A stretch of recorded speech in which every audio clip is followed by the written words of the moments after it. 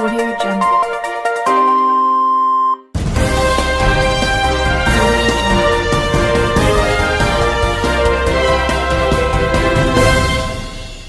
నమస్కారం RK communication city news కి స్వాగతం.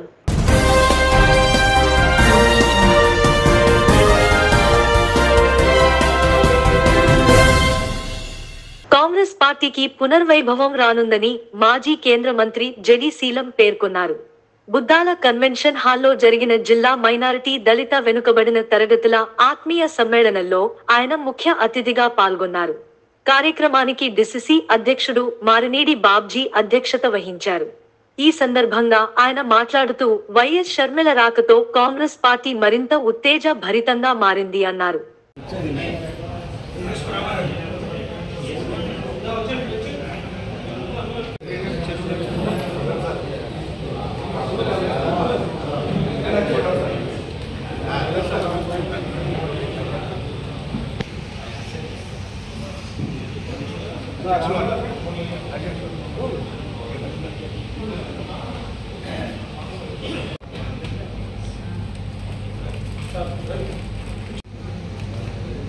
వెనకరా సార్.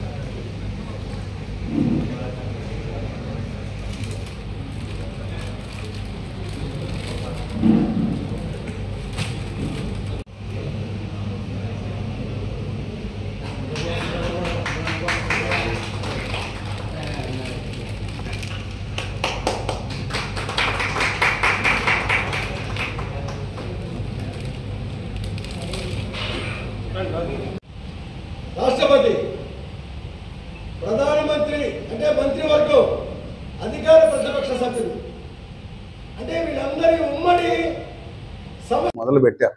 ఇది నాంది, ఇది ఆరంభం. కాంగ్రెస్ పార్టీ మళ్ళీ అధికారంలోకి వస్తుంది ఆంధ్రప్రదేశ్లో అని సెలవిస్తాను. జై కాంగ్రెస్. ఇంకా అలయన్స్కి టైం ఉంది. ఇప్పుడు మేమంతా మా బలాన్ని కొంచెం సమకూర్చుకుంటున్నాం. కాస్త బలవంతులుగా ఉంటే వారులే మా దగ్గరికి వస్తారు. అంటే మీలాంటి నాయకులకి కేంద్ర ప్రభుత్వంతో కేంద్రంలో ఉన్న నాయకులతో ఉన్న వాళ్ళకి పరిచయాలతో ఉంటాయి.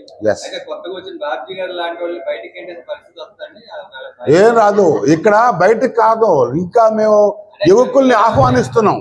షర్మిల గారు వచ్చారనుకోండి, పాత నాయకులందరూ పక్కన కూర్చున్న వాళ్ళందరూ వచ్చి మళ్ళీ కండువాలు వేసుకుంటే మళ్ళీ వాళ్ళకి పదవులు ఇచ్చే అవకాశం. కాంగ్రెస్ పార్టీలో అందరికీ అవకాశం ఉంటుంది. ఇది ఒకటే కులం, మతం, భాష, ప్రాంతం విభేదాలు లేని పార్టీ. అందరూ నాయకులే. మాకు బాబ్జీ గారి నాయకత్వాన్ని తప్పనిసరిగా ఇంకా ప్రోత్సహిస్తాం, పటిష్టపరుస్తాం. Any doubt? అంటే ఏం లేదు సార్, వేరే వాళ్ళు మీలాంటి నాయకులు ఇప్పుడు పశ్చిమ గోదావరి జిల్లాలో కూడా కొంతమంది నాయకులు ఉన్నారు. ఇవాళ మీటింగ్ హాజరవ్వాల, వాళ్ళు కాంగ్రెస్ లోనే ఉన్నారు. ఇవాళ మెగాస్టార్ చిరంజీవి గారు కూడా కాంగ్రెస్ లో ఉన్నట్టే. అలాంటి వాళ్ళు రేపు పొద్దున కన్వెన్షన్ బయటకు వస్తే ఇలాంటి నాయకులు చూస్తారా? నో, మాకు రాహుల్ గాంధీ గారు ఏం చెప్పారంటే, కొత్త నాయకుల్ని ప్రోత్సహించండి, కొత్త తరం వారికి అధికారం ఇవ్వండి. నేనున్నాను, నాకేం అధికారం వాంఛ లేదు. నాకు కాంగ్రెస్ చేసినటువంటి దానికి ప్రతిగా కాంగ్రెస్ పరిస్థితి బాగోలేదు అని మేమందరం కూడా నడుం కట్టి యువకుల్ని గుర్తించి కాంగ్రెస్ పార్టీలోకి ఆహ్వానిస్తున్నాం. కాంగ్రెస్ పార్టీలో ఉన్న వారికి ఇంకా ప్రోత్సాహాన్ని ఇచ్చేటువంటి ప్రయత్నం నేనైతే చేస్తా. రాహుల్ గాంధీ గారు చెప్పిన మాట ఇది. కాబట్టి బాబ్జీ గారికి ఏ రకమైనటువంటి ఇబ్బంది ఉండదు. బాబ్జీ గారు ఈ సేఫ్ ఇన్ మై హ్యాండ్స్. అది ఇంకా 4-5 రోజుల్లో మీకు స్పష్టంగా తెలుస్తుంది. వారు చేరారు కదా, వారు చేరితే అన్ని జిల్లాల్లో సంతోషంగా ఉన్నారు. ఇంకా 4 రోజులు ఆగలేరా? ఇప్పుడు 4 సంవత్సరాలు ఆగారు మమ్మల్ని పట్టించుకోకుండా. ఇంకొక 4 రోజులు ఆగండి. 4 రోజులు, 4 సంవత్సరాల నుంచి మమ్మల్ని మాట అడగలేదు కదా. ఇప్పుడు ఇంకొకటి అండి, ఒక పార్టీ ఏం చెప్పింది, మేము 170 సీట్లు గెలుస్తామంది. ఏమండి, ప్రజాస్వామ్యంలో వాళ్ళకి కొన్ని వదులుతాంలే, వీళ్ళకి 2 వదులుతామని చెప్పొచ్చుగా. 170 సీట్లలో నేనే ఉండాలంటే అది ప్రజాస్వామ్యమా? అది ప్రజాస్వామ్యం కాదు, నిరంకుశత్వం అవుతుంది. మీరే గమనించండి. ఏ పార్టీ కూడా ఉన్న అసెంబ్లీ స్థానాలన్నీ నేనే గెలవాలి అనేటువంటి వాంఛ ఉంది. చూడండి, గెలుస్తారో లేదో సగం. ఈ నరకాన్ని చూడలేకపోతున్నారు. గత ప్రభుత్వం 5 సంవత్సరాలు ఈ మన 2014 తర్వాత ఆంధ్ర విడిపోతే ఆయనకి ఇస్తే ఆయన ఇచ్చిన హామీలన్నీ తొంగలో దొక్కి అబద్ధాలు చెప్పడం వల్ల ఈ వన్ సైడ్ గా ఈ తండ్రికి తగ్గట్టుగా ఈయన పరిపాలిస్తాడము అని కాంగ్రెస్కి జగన్మోహన్ రెడ్డి గారికి ఇస్తే ఈయన పాలన ఎంత దుర్మార్గంగా ఉందంటే ఒక సైకో పాలన. అంటే రాష్ట్రంలో ఏం జరుగుతుందో ఆయన బయటకు వచ్చి చూడడం ప్యాలెస్ లో తప్ప బయటికి రాడు.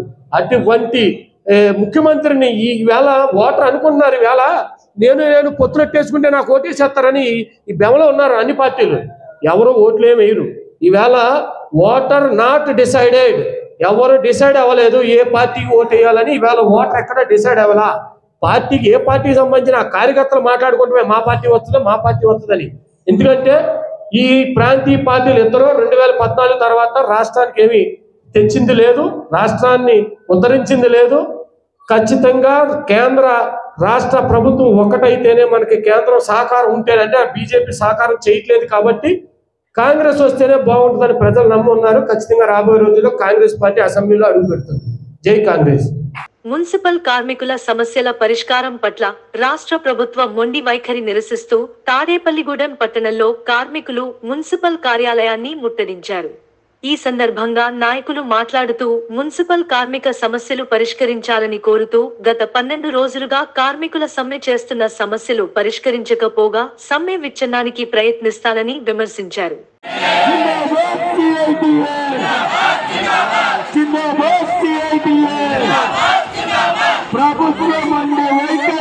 సమస్యలను పరిష్కరించాలి, కార్మికుల సమస్యలను పరిష్కరించాలి, కార్మికుల సమస్యలను పరిష్కరించాలి. సుప్రీంకోర్టు ఆదేశాల ప్రకారం సమాన పనికి సమాన వేతనం, మున్సిపల్ కార్మికుల ఐక్యత, మున్సిపల్ కార్మికుల ఐక్యత.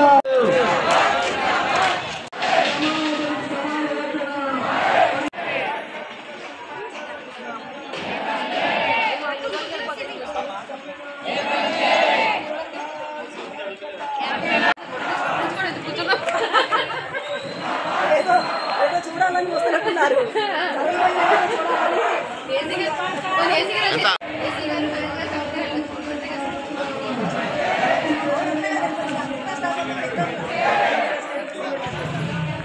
కానీ వీళ్ళకి ప్రభుత్వ ఉద్యోగాల పేరుతోటి ఇవాళ సంక్షేమ పథకాలు ఏమీ అమలు కావట్లేదు. ఈరోజు అమ్మఒడి కానివ్వండి, జగనన్నీళ్ళు కానివ్వండి, టిట్కో వస్తుంది కానీ ఇతర సంక్షేమ పథకాలు ఏమి కూడా నవరత్న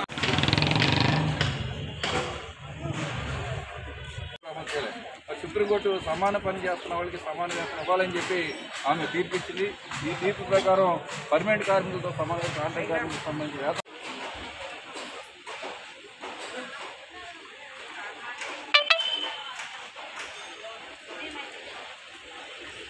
మరి వీళ్ళందరికీ ఇప్పటి వరకు చాలా ఓపికగా చేశారు కాబట్టి సెలవు తీసుకొని ఇంటికి వెళ్ళి పోతే చూసుకోవాలి. ఓకే, మనకి సంబంధించి రాజుదా ముందుకురా. రాష్ట్ర వ్యాప్త ముట్టడిలో భాగంగా ఈరోజు నిరసన కార్యక్రమం చేయడం. ప్రభుత్వం మన సమస్యల పరిష్కారం కోసం రోజు చర్చలు పెడతామని చెప్తున్నారు. సాయంత్రం 4 గంటల చర్చలు ఉన్నాయని చెప్తున్నారు. ఈ చర్చలలో మన పట్ల సానుకూలంగా ప్రభుత్వం వ్యవహరించి న్యాయంగా చేస్తే కనుక మనం వెంటనే స్పందించి రేపటి నుంచి మనం పనులేగలుగుతాం. లేని పక్షంలో ఈ ప్రభుత్వం ఐక్య నిరసనగా రానున్న కాలంలో ఈ ఉద్యమాన్ని సమ్మెను మరింత ఉధృతం చేస్తామని చెప్పి తెలియజేస్తూ ఈ రోజు కార్యక్రమంతో ముగిస్తున్నాం. అందరూ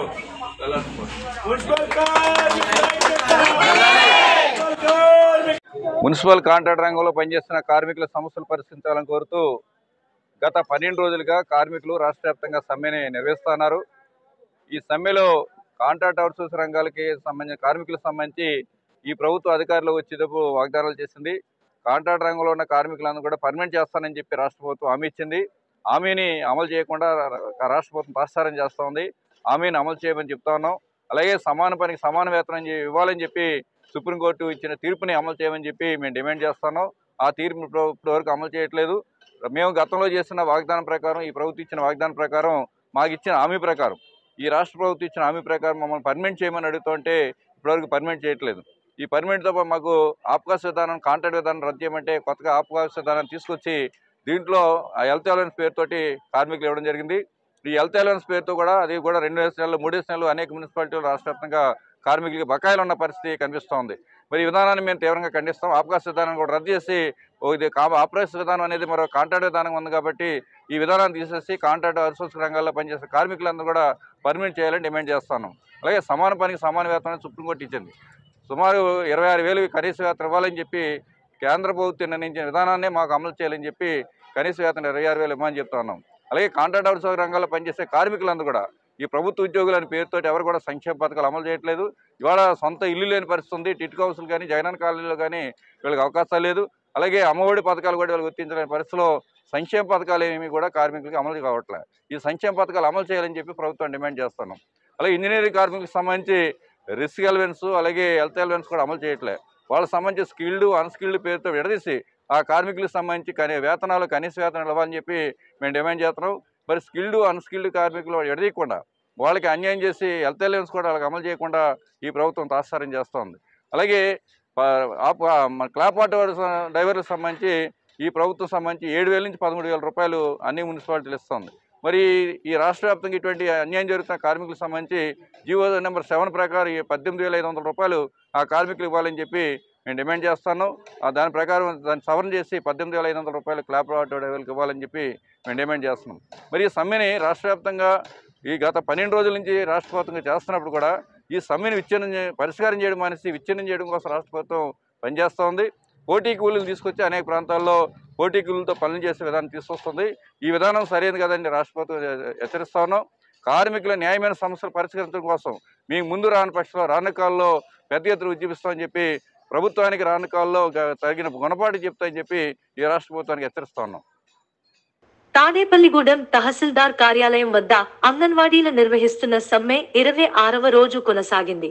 ఈ సందర్భంగా 26 అంకె రూపంలో కూర్చొని నిరసన తెలిపారు. గౌరవ వేతనం మాకొద్దు, కనీస వేతనం కావాలి, గ్రాట్యుటీ అమలు చేయాలని పెద్దపెట్టున నినాదాలు చేశారు.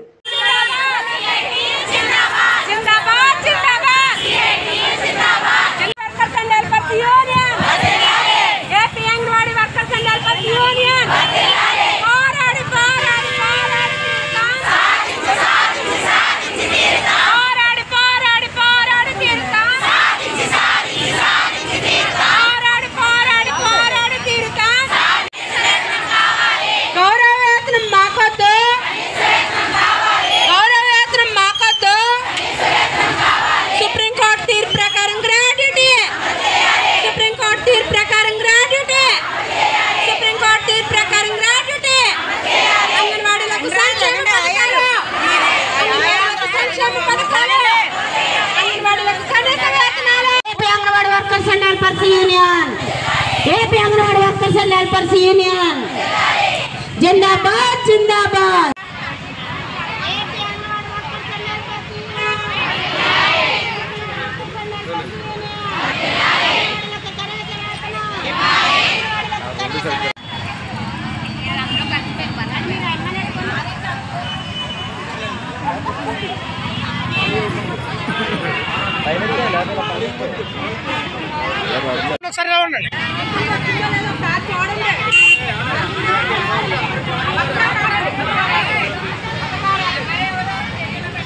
తాడేపల్లిగూడెంలో నవరత్నాల టీం నిర్వహించు అన్న సమారాధన కార్యక్రమం 286వ వారం. ఈ వారం ఇద్దరు దాతలు తాడేపల్లిగూడెం వాస్తవ్యులు నరేష్, ప్రియదర్శిని దంపతుల కుమార్తె జితీక్ష అన్నప్రాసన సందర్భంగా కొత్త చిట్టిబాబు గారు పుట్టిన రోజు సందర్భంగా వారి కొడుకు కోడలు అమర్నాథ్ గారు ఉమామహేశ్వరి అన్న సమారాధనకి సహకరించారు. వారి కుటుంబానికి ఆ శ్రీనివాసుని కృపా కటాక్షాలు ఎల్లవేళలా కలగాలని కోరుకుంటున్నాము. నవరత్నాల టీం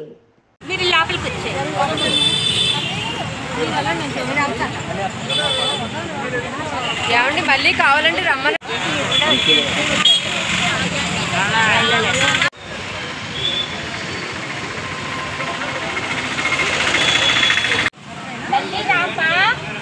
ఎవరు ఆకల్లో పడేయండి, అందరూ కడుపు నిండా తినండి.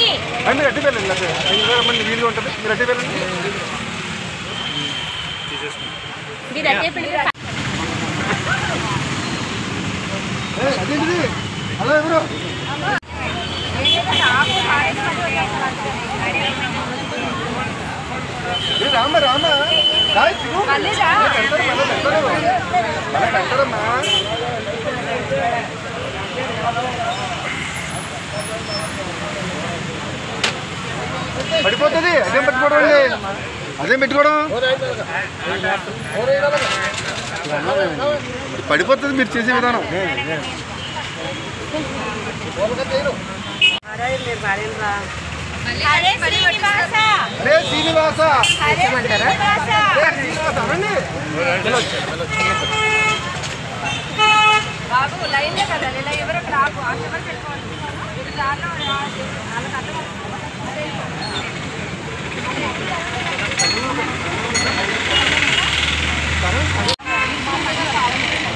మీరు కూడా అటెచ్ చేయండి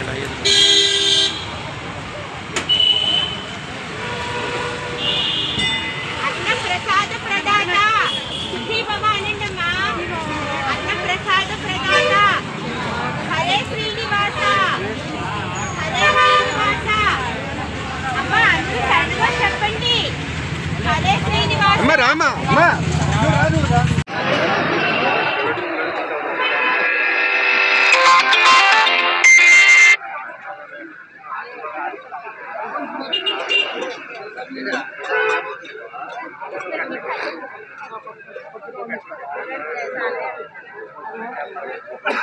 ఎలా చూడండి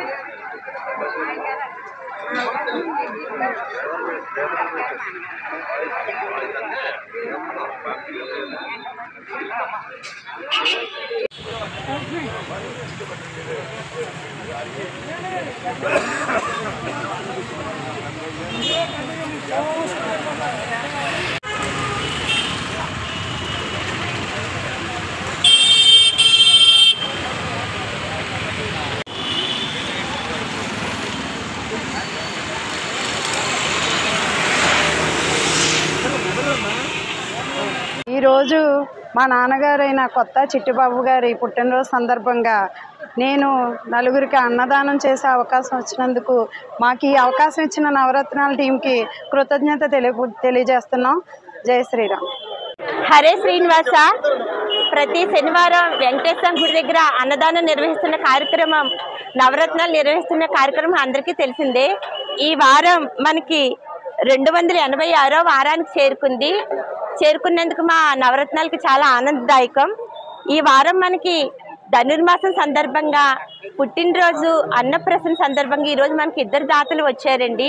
వారికి ఆ గోదాదేవి ఆండాళ్ళు లక్ష్మీనారాయణ అనుగ్రహం ఎల్లప్పుడూ ఉండాలని మనందరం కోరుకుందాము. ఈ వారం దాతలు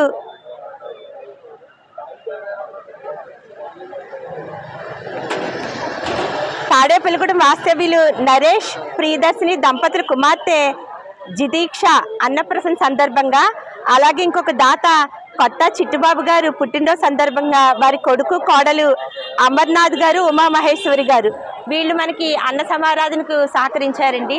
వారికి వారి కుటుంబానికి ఆ నవరత్నాల టీం తరపున ఆ వెంకటేశ్వర స్వామి అనుగ్రహం ఎల్లప్పుడూ ఉండాలని మనసారా కోరుకుందాము. అలాగే మనకి అన్నదానాల్లో కన్నా అన్నదానం మిన్న. మనము దేన్నైనా ఇంకా ఇంకా కావాలంటాము, అన్నం మట్టికి చాలు అంటాము. అన్నం పరబ్రహ్మ స్వరూపం. అందరూ ఈ అన్నదానం సహకరించి శ్రీనివాసుని కృపా కటాక్షాలు పొందాలని మనసారా కోరుకుంటున్నాము నవరత్నాల టీము. మీరు పుట్టినరోజులు, పెళ్లి రోజులు, ఇలా అన్నప్రసన్న ఇంకా ఇతర కార్యక్రమాలకి ఎవరైనా కనుక సంప్రదించాలనుకుంటే మా నవరత్నాల టీం నెంబర్ 9296009766. హరే శ్రీనివాస. జితీక్షకి ఈరోజు వచ్చి 6వ నెల అండి. ఈరోజు అన్నప్రసన్న. ఆ జితీక్ష 6వ నెల జితీక్ష అయిన అన్నప్రసన్న రోజే అన్నదానం మొదలుపెట్టిందండి. చూడండి, వాళ్ళ అమ్మ నాన్న పెంచిన పెంపకం, వాళ్ళ పెద్ద తల్లిదండ్రులు పెంచిన పెంపకం వల్ల ఆ అమ్మాయికి ఇంతటి అనుగ్రహానికి వచ్చింది. అలాగే అమ్మాయి ఎదిగే కొద్దీ ఇంకా అన్న సమారాధనలు విరివిగా చెయ్యాలని మనసారా కోరుకుంటున్నాము మా నవరత్నాలు. స్థానిక సుబ్బారావుపేట భవిత దివ్యాంగుల పాఠశాల ఆవరణలో Tadepalligudem diamond Lions club president Koppisetti Ramanayya అధ్యక్షతన లయన్ లంకా శ్రీనివాస్, అమ్రాన్ శ్రీనివాస్ సౌజన్యంతో సంక్రాంతి పండుగ పురస్కరించుకుని దివ్యాంగుల పిల్లలకు గాలిపటాలు, క్రికెట్ కిట్ అందజేసి పిల్లలతో మమేకమై ఆటలాడి వారితో మాట్లాడుతూ పిల్లలు ఆసక్తికరంగా ఆటలు ఆడుతున్నారని, వారిలో సంతోషాన్ని చూడగలిగామని తెలిపారు.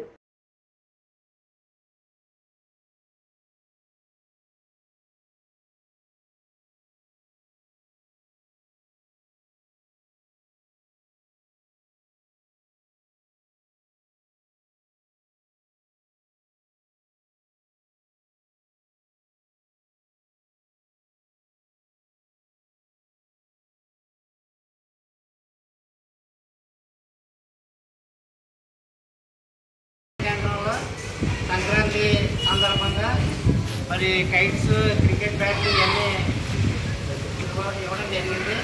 తర్వాత తాడేపల్లిగూడెం డైమండ్ ఫ్లయింగ్ క్లబ్ తరఫున, తర్వాత మొన్న కృష్ణరాజు గారు, తర్వాత మా ప్రెసిడెంట్ కుక్సేట్ గారు, తర్వాత శ్రీనివాస్ ఈ గవర్నర్ గట్టి మాణిక్యరావు గారు ఆధ్వర్యంలో ఈ కార్యక్రమం జరపడం జరుగుతుంది. ఇందులో పాల్గొన్న భవిత విద్యార్థులందరికీ కూడా సోమవారం బహుమతులు అందజేయడానికి మరి మా ప్రెసిడెంట్ గారు అందరూ వస్తారు, వచ్చి వాళ్ళకి బహుమతులు అందజేస్తారు. స్థానిక 5వ వార్డు పాఠశాలలో, మున్సిపల్ ప్రాథమిక పాఠశాల 5వ వార్డులో భవిత కేంద్రంలో సంక్రాంతి సంబరాలు జరుగుతున్నాయి. ఈ 50 Lions club, diamond Lions club ఆధ్వర్యంలో ఈ సంక్రాంతి సంబరాలు జరుపుకుంటున్నందుకు మాకు చాలా ఆనందంగా ఉంది. వారికి ప్రత్యేకంగా ధన్యవాదాలు తెలుపుకుంటున్నాను.